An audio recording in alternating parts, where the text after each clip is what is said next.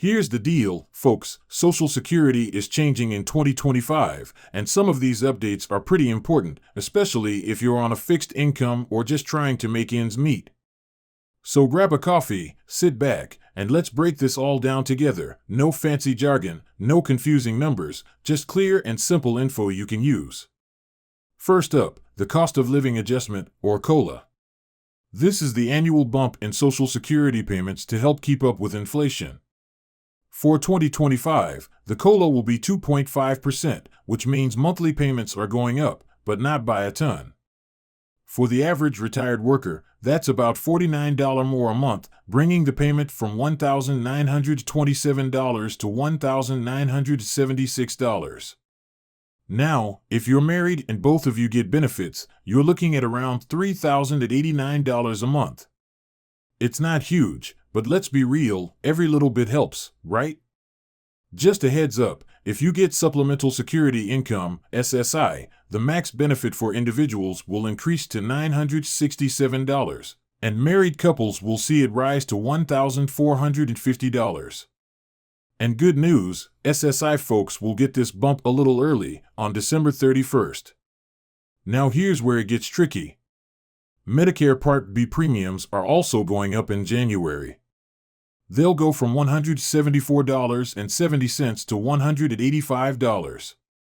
So yeah, that $10 increase might eat into your COLA.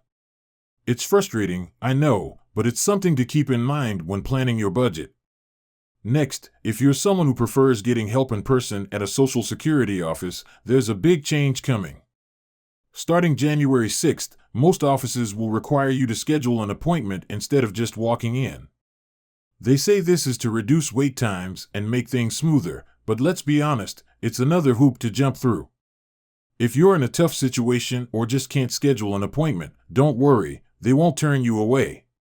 You can still get help, especially if you're in a vulnerable group or have an urgent need. Just remember to call ahead when you can. Another update involves the full retirement age, or FRA. This is the age when you can collect your full Social Security benefits.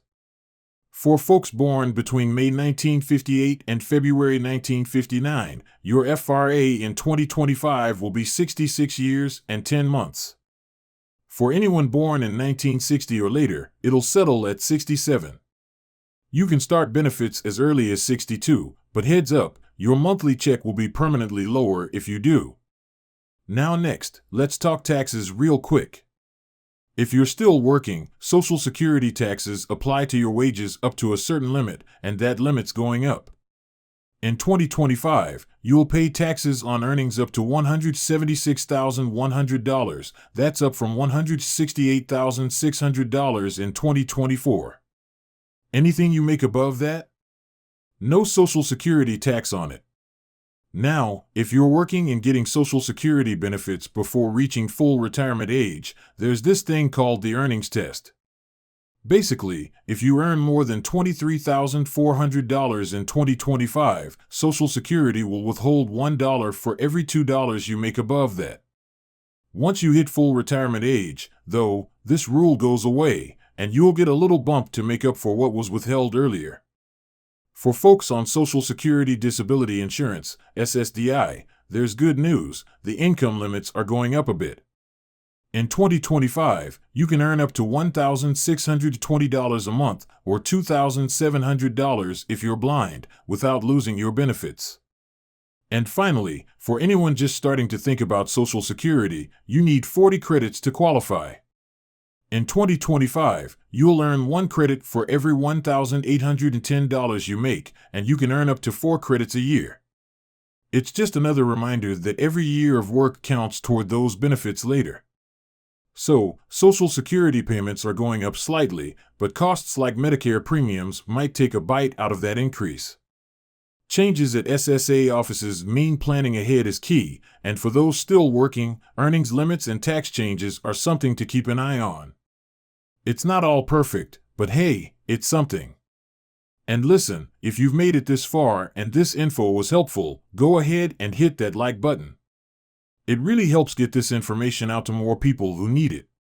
And if you want to stay in the loop with Social Security updates, tips, and more, consider subscribing. You're appreciated, and I'll see you in the next one.